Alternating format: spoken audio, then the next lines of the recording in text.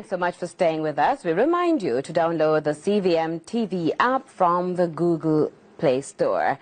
We begin with news that tourists in St. James say they feel safe amidst a state of emergency currently in place in the Western Parish. Now, despite warnings from several countries to their citizens to exercise extreme caution, a record number of tourists were seen roaming the streets of Montego Bay Saturday. We will bring you more on that, but first, we are joined on the telephone for the very latest from St. James, and we have Ashley Foster, who is covering developments during the state of emergency. Good evening, Ashley. Good evening, Caroline. Tourists are safe, but what of our citizens? What are they saying? Our citizens have been saying that the state of emergency is long overdue and very welcome in St. James.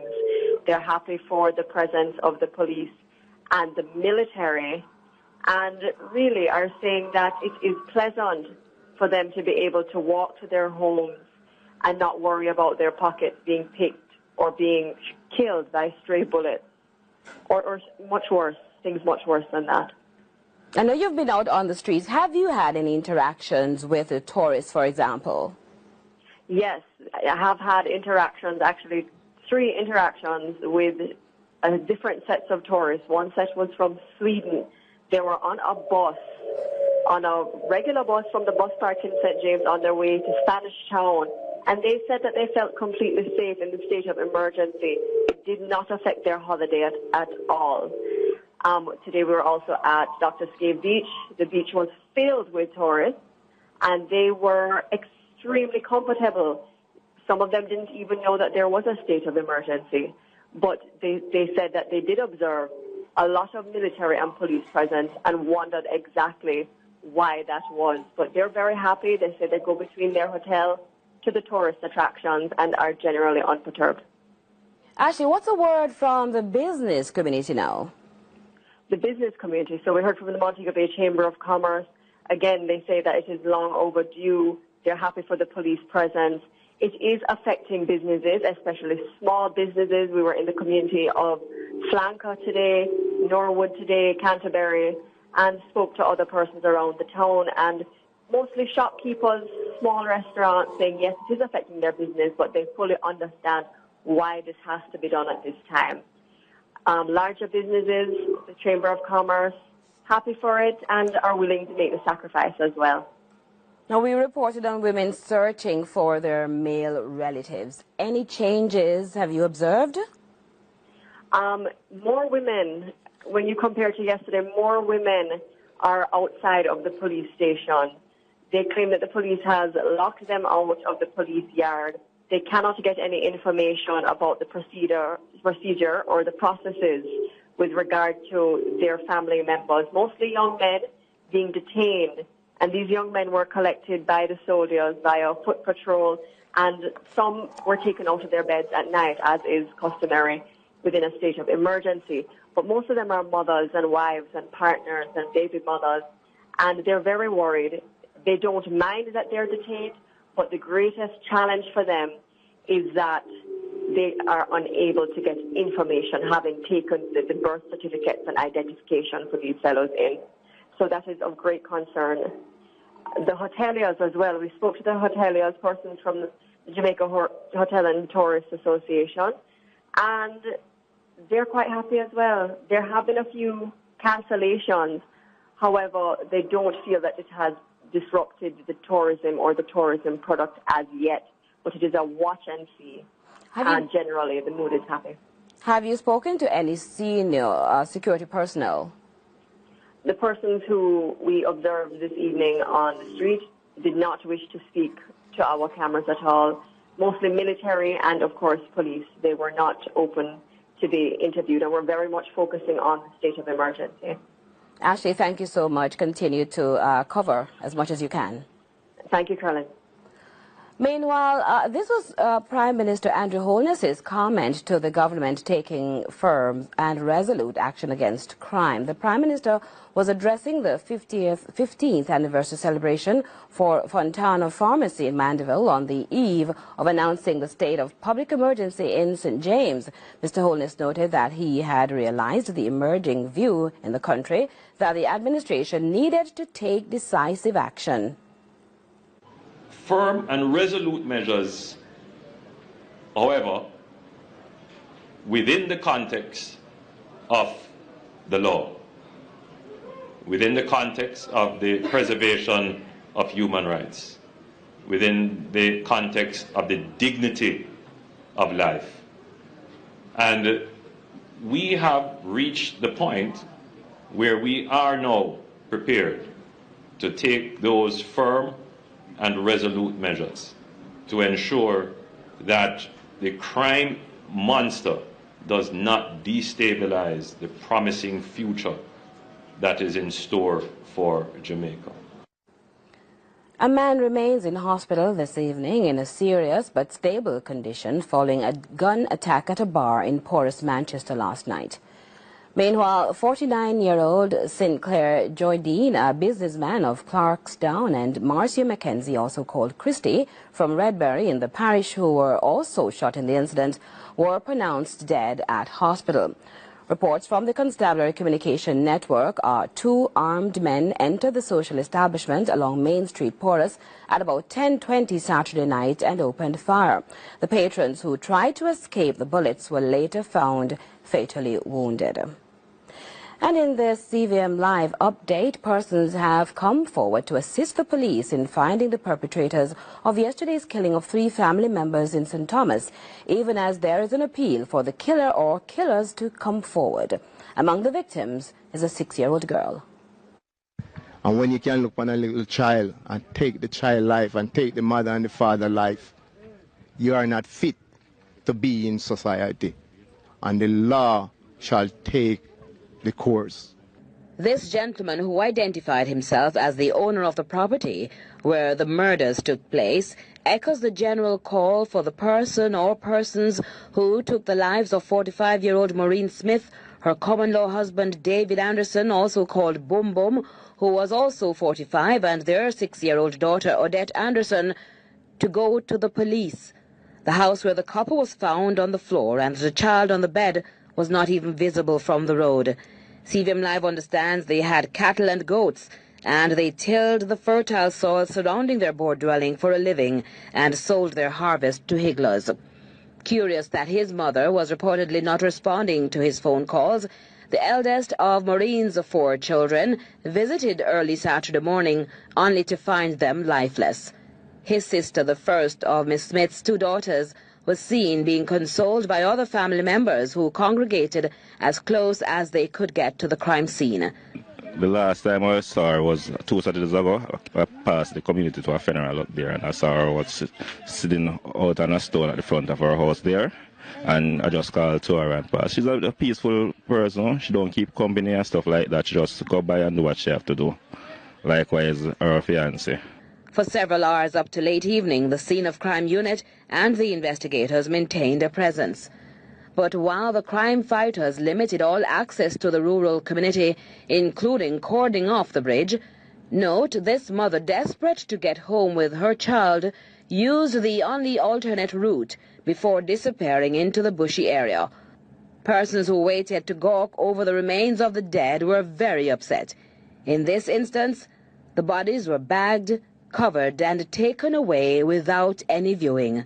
Meanwhile, the Georgia triple murder investigation continues. A policeman came to the defense of citizens in Old Harbour, St. Catherine, when a gunman opened fire in the East Street bus park in the parish yesterday. Reports are about 5:15, a man entered the bus park, approached a group and opened fire. 3 persons were shot and injured. The explosions alerted a policeman who was in the town. He went to investigate but was challenged by the gunman, who opened fire at him. The gunman was subsequently shot and killed during an exchange of gunfire. He remains unidentified. One of the 3 persons who were shot and injured succumbed to his injuries. He has been identified as 26-year-old Kevin Williams, a conductor of Williams Place in Old Harbour in the parish. 2 other men remain in hospital, reportedly in stable condition. Now, the Inspectorate of the Constabulary and the Independent Commission of Investigations, INDICOM, as well as the Old Harbour Police, are investigating. Do stay where you are. We'll take a short break and we'll come back. It was a week when the government declared a state of emergency in St. James. A politician was arrested and charged, and the nation was called to a moral revolution. Special welcome also to our viewers in the New York tri-state area.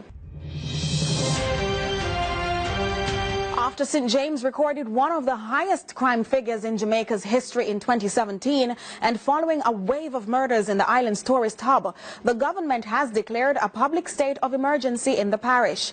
CVM Live was at the office of the Prime Minister as the announcement was being made. The parish of St. James is now under a state of public emergency. That announcement was just made here at Jamaica House by the Prime Minister. Crime and violence, in particular murders, have been escalating in the parish of St. James.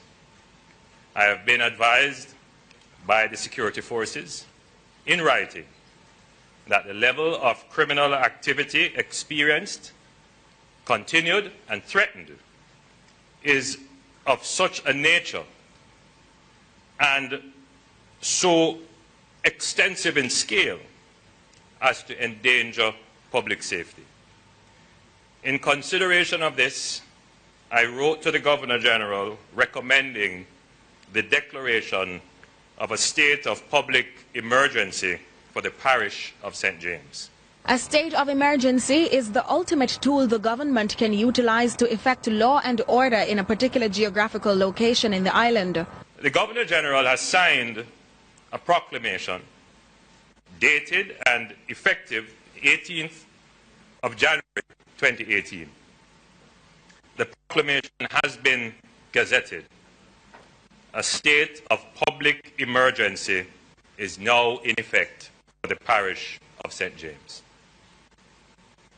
Under state of public emergency, the security forces will have extraordinary powers and some rights are suspended. And while the state of emergency is to run indefinitely, Holness explained this does not mean extraordinary powers can be used arbitrarily or are beyond review. He insists this does not mean a suspension of the rule of law, but stated its success will be incumbent on the support of the residents. Now is the time. If you know where the guns are, please tell us. If you know where the criminals are, please tell us. The reward for guns program is still in effect. The number to call is Crime Stop 311, or call the Security Forces hotline 830-8888. At the time of the press briefing, calls to the number rang to voicemail, something journalists were assured would be resolved. And according to the proclamation, the minimum period is 14 days and maximum 3 months. The opposition People's National Party has endorsed the state of emergency. CVM's Joel Crosskill reports on the statements of the PNP's General Secretary Julian Robinson. PNP General Secretary Julian Robinson has responded on behalf of the opposition to the declaration that St. James has been placed under a state of emergency. The People's National Party has taken note of the declaration of the state of emergency in St. James. For some time now, the party has been calling on the government to put on the table a comprehensive crime plan to address what has been just the wanton level of criminality and the level of impunity that many of the criminals seem to display. When the government had declared the ZOSO initially in Mount Salem, we felt that the ZOSO was insufficient to tackle the issues in St. James.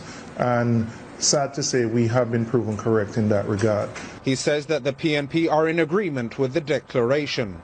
So we are supportive of this declaration because we believe that strong action has to be taken.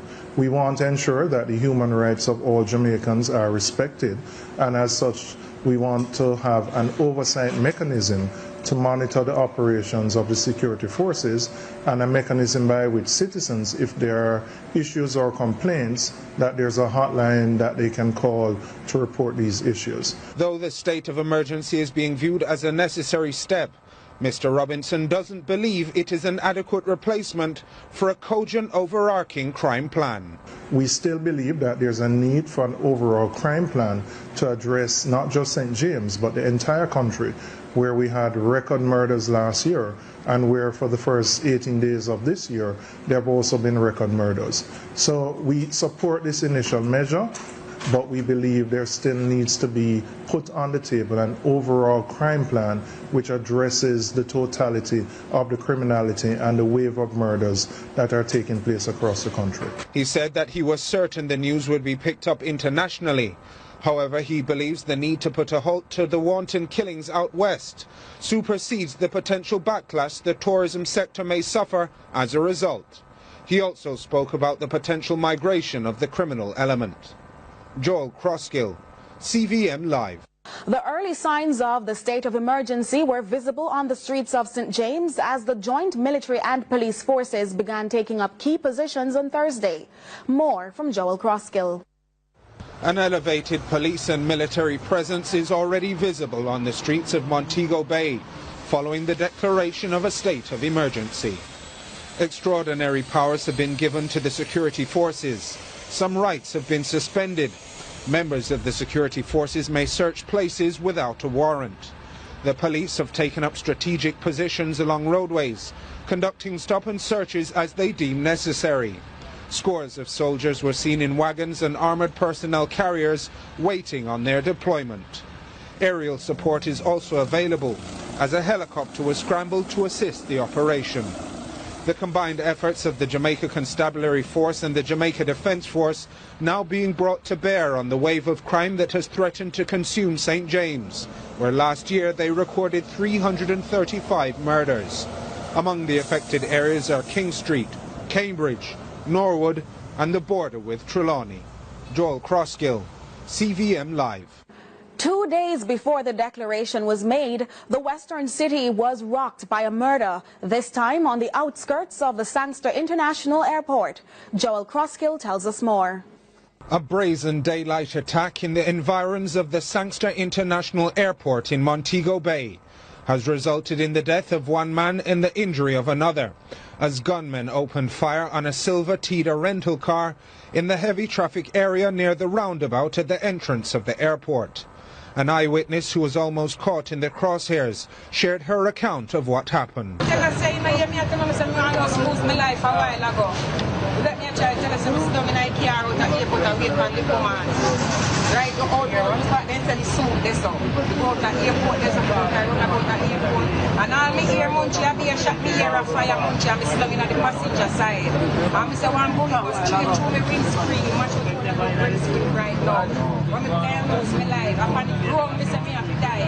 Several cars could be seen riddled with bullet holes, and she says she was almost certain that she too would have suffered gunshot wounds. Such was the intensity of the outburst.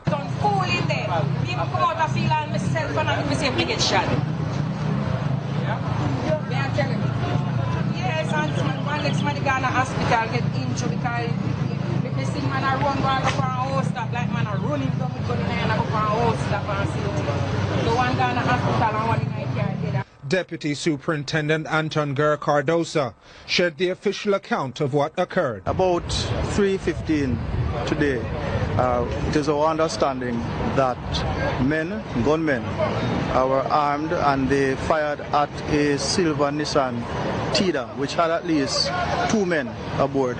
At the end of the shooting, one man was found shot and killed in this vehicle. The other person was shot and injured and is being treated at a medical facility. He explained that the men responsible were able to evade capture. The men made good their escape. It is early days yet, so I can't say what the exact situation is. However, we'll be carrying out investigations. Joel Crosskill, CVM Live. We take a break. More. Welcome back to CVM Live Rewind. You can follow CVM TV on Twitter at CVM TV or like our Facebook page at facebook.com/CVM-TV. Tragedy rocked the Walker's Place of Safety on Tuesday. An early morning fire cost the lives of 2 wards of the facility as the structure was badly damaged by fire. CVM's Joel Crosskill reports. The remnants of disaster along Lyndhurst Crescent in Kingston, where 2 of the 36 children housed at the Walker's Place of Safety perished in a fire that engulfed the facility a little after 2 a.m. Tuesday morning. There has been a tremendous tragedy here last night at the Walker's Place of Safety. 2 young children lost their lives and 34 children were burnt out and have been housed up at the Shiloh Church up on Lyndhurst Road. Acting Commissioner of the Jamaica Fire Brigade, Floyd McLean, explained what was done to subdue the fire. We have carried out firefighting exercise here, and we have cooled down the fire. As a matter of fact, practically extinguished the fire. And the trucks have gone back to the station, but we have fire investigators on scene in an effort to try and determine what is the cause of fire. Dr. Peter Phillips described some of the preliminary efforts that have been made to secure the 34 survivors of the blaze. We are trying our best, along with the CDA, the Children's Development Agency, in the lead, Lions Club, who have been pitching in and helping here to see if we can get the children relocated, and at the same time, probably most importantly, what can be done to get this place rebuilt. The fire department informed that the structure had a lot of wooden components to it, but despite its flammable nature, steps were taken to ensure the facility remained compliant with fire codes. One thing I can tell you about this building, they were compliant. Certainly on our records up to 2016, and we do a yearly inspection, we do yearly checks on the building. Up to 2016, 2017, the home was in compliance. So Walker Place of Safety is one of the places that have always been engaging the fire department to make sure that they are in compliance with fire safety standards. Joel Crosskill, CVM Live. Now, while in-depth investigations began, there was early focus on donations as well as suitable accommodation for the affected students and their caregivers. Curlin Brown picks up that report. Families unable to provide long-term care for their children, for reasons social and otherwise, are now dealing with another distress. 2 of them are dead. In one case, the child would have spent Christmas with her family. In one of the instances, for example, the home scenario is not convenient for a child to be brought up in. One of the things we did do in relation to the 34 was to contact all the families to tell them that the children are safe, and some of the family actually came in. So when I visited the home today, there were a couple of mothers who were there with their children, but again, some of them are homeless, you know, but would have come in, would have heard the news, would have come in, because we would have contacted them, would have spent the day, but honestly have nowhere else to go. We cannot overlook the victims, because right now that's what we actually want to put some focus on. I don't know how, well, you did deliver such a sad news to the parents. Well, what we did, we tasked our Child Protection and Family Services team to go out into the communities to find the parents, and we would have tasked them from 5 o'clock this morning, because we didn't want them to hear it by the way, as you understand. And we not only sent our regular ministry personnel, but we also sent a trained psychologist with the team so that they could start the intervention immediately. I offer my own condolences to the family and assure them that we will do all possible to help them get through this tough time. Member of Parliament and opposition spokesperson on sports, Natalie Nita, is facing the courts after being arrested and charged. The official police report states that the case involving Ms. Nita stemmed from an incident which reportedly happened on January 8. The details now from Curlin Brown. The police report says during a dispute with a male employee along Spanish Town Road, Ms. Nita reportedly hit the man. He filed a report at the Doheny Park police station 2 days later on Wednesday, January 10. Ms. Nita, the police said, visited the station in the company of her attorney, where formal charges were laid against her. She was bailed in her own surety in the sum of $30,000 and is scheduled to appear before the Kingston and St. Andrew Parish Court on Thursday, February 1.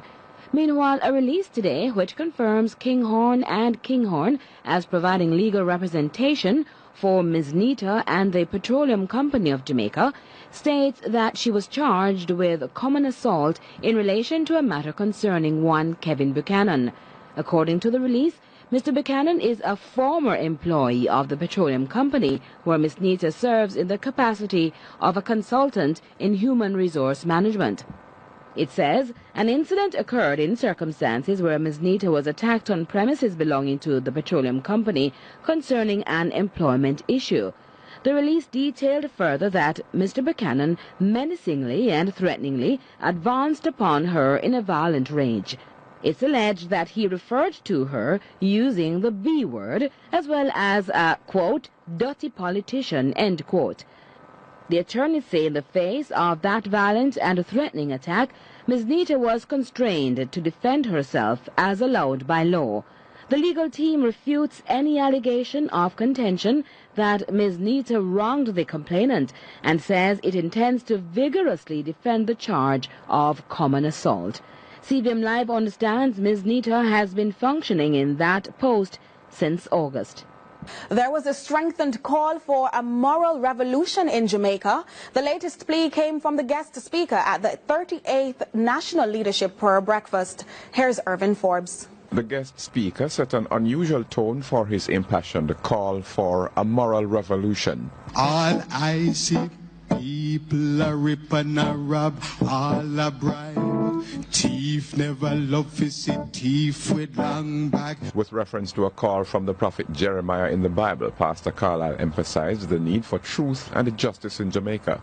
He noted that truth-telling takes courage. For depending on the situation, it may cost personal benefits. It may cost my job, and it may even cost my life. And the question is, why should it have to?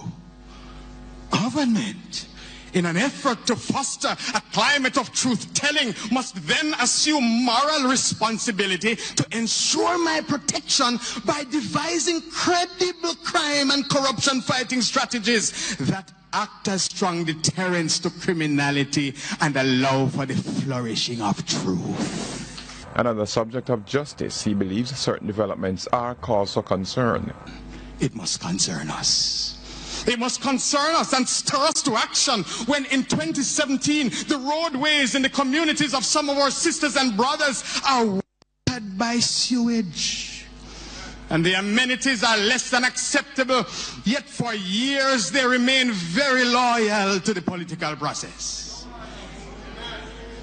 It must concern us and rouse us to action when people live in squalor and the fanciest building on the street is the church, filled with people who are comfortable staying in the four walls. Irvin Forbes, CVM Live. We take another break on CVM Live Rewind. Following the cabinet retreat, Nicoy Wilson has more. The main problem that the Jamaica Confederation of Trade Unions, JCTU, has with the ongoing wage negotiations is that the Finance Ministry team did not appear to have a mandate to be creative or flexible in its solutions. JCTU President Helene Davis-White says she hopes the team from the ministry sought direction from the cabinet during last week's retreat. She also shared her expectations when the wage negotiations resume. So therefore what we expect now is not necessarily that the Prime Minister will take over the negotiations, but that we will be able to go back to the Ministry of Finance with the knowledge that they would have been given direction by the cabinet coming out of their retreat to enable them to be more creative and flexible in the negotiations, such that we would be able to come up with solutions that would be able to satisfy both parties. Meanwhile, in an effort to assist the government and the JCTU come up with creative solutions, a forum will be held at the Hugh Lawson Trade Union Education Institute. Forum is intended to explore alternative models of collective bargaining, and the forum will decide the mechanism to use to make that known to the parties. It's more than the government, it is the social partners who would have to examine that more fully and more carefully and more closely and determine whether it is an approach they would wish to adopt. Nicoy Wilson, CVM Live. Possible water bill and service charge increases are likely in coming years following the National Water Commission's decision to implement several strategic plans this year. CVM Live's Khadija Thomas has more. Speaking at the Jamaica Information Service think tank session, President of NWC Mark Barnett says the Commission has to implement several strategies this year as they have been losing up to 70% of their water on a daily basis, which is negatively impacting their revenue. We produce just about 180 million gallons of water all across Jamaica, and you can imagine what 30% looks like. It therefore means whatever revenue we are now generating, which is averaging on a monthly basis $2.3 billion, which we bill, we could be billing far greater had we been improving, had we have an improved system to ensure that at least 60%, 70% of that which we produce is actually generating revenue. He says they will be installing 450,000 new meters in the next 5 years as a means of improving their efficiency, but it will affect water charges. And these are all electronic meters, no moving parts, and it simply means your bills will increase because the efficiency is far greater than what we now have in the system. The overall cost for that arrangement is 37 million euros. Barnett hinted that these changes could lead to job cuts for those employed with the Commission. We have to reorganize how our human capital is utilized in terms of improved efficiency. And there is, in fact, a move now to see how we will rationalize our staff complement on a phase basis, but on the basis that we are gaining efficiencies, then we have to reassess how we utilize existing staffing arrangement. I'm sure that will come with its own issues, but an enterprise as NWC cannot succeed in operating under the same modality. Khadija Thomas, CVM Live. As the political system took a step forward, both the Jamaica Labour Party and the People's National Party were presented with provisional certificates of registration to formalize their statuses as political parties. CVM's Nicoy Wilson has more. After the passing of the Political Party Registration Act in 2014, the JLP and PNP are now officially registered political parties in Jamaica. Receiving the certificate on behalf of the JLP, Prime Minister Andrew Holness says it took some time for the political class to get used to the idea of registering political parties. He says the passing of the legislation is a good move for the country. This piece of legislation now formalizes political parties in our democracies. That's what it does. Political parties will now have to place on record their financing and details of their operations.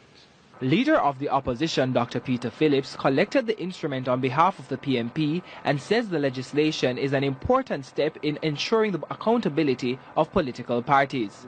We all recognize that the electoral system is an important, in fact, perhaps the quintessential foundation of our democracy.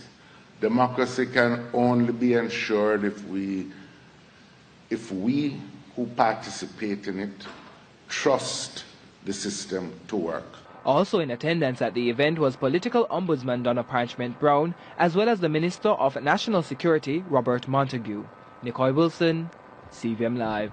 And hundreds made their way to the National Indoor Sports Center on Sunday to pay last respects to veteran journalist Ian Anthony Boyne. CVM Live's Nicole Wilson relives some of the moments. It was not your typical Thanksgiving service, and what cannot be denied is that it was one that was fitting to pay respects to the profile of a man, Ian Boyne.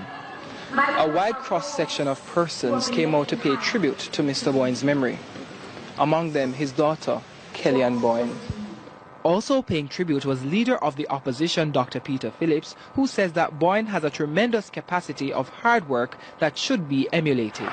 He was born to neither privilege nor wealth and made his way by dint of hard work, a commitment to Christian values, and the sustained pursuit of excellence in all things. Prime Minister Andrew Holness says Boyne was in a class by himself and indicated that a void has been left by him. Ian is the only civil servant, public servant, that we know that could criticize the government and get away with it. But that is speaking truth to power. And when you do it with respect, honor, and dignity, no one can question the truth. To lighten the mood, Reverend Al Miller of Fellowship Tabernacle explained how Boyne got to heaven. Miller says that the Jehovah TV network was looking for a journalist with all the right qualities to cover an event and even checked out a particular media house. They said they heard about a guy called Hughes that kind of is always hanging on a cliff. And apparently, but when they checked him, they said that he did not have a visa that was ready for that transition. Revealing another side of Boyne, his son Andre Skeen says his father watched Lifetime movies on Sunday. There are times when he used to run around the house with Brenner, and if he ever kill a lizard, he might chase her with it. And once again, it's supposed to be hard to picture Ian Boyne running around the house. But he was quite normal. I mean, you could speak to him about anything, right? And he was always understanding. Also participating in the service were former Prime Ministers Portia Simpson-Miller and Bruce Golding.